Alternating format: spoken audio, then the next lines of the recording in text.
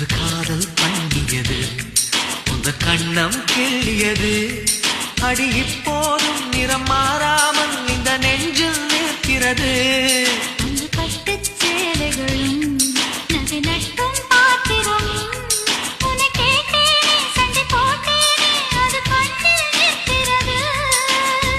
ஜாதி மல்லிப்பூவே, தங்க வெண்ணிலாவே, ஆசை தீரவே பேசலாம் முதல் நாளிரவு.